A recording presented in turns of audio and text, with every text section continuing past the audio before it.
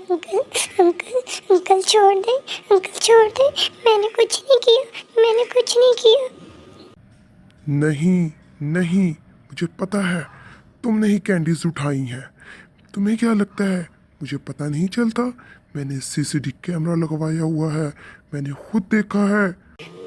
Uncle uncle sorry, uncle sorry, next time मैं आपकी permission के बगैर कोई कैंडीज नहीं उठाऊंगी, पक्का पक्का अंकल, सॉरी। तुमने अब झूठ भी बोला है, अब तुम्हारी ज्यादा पिटाई होगी, क्योंकि झूठ बोलना और चोरी करना दोनों बुरी बातें हैं, दोनों की पनिशमेंट मिलेगी।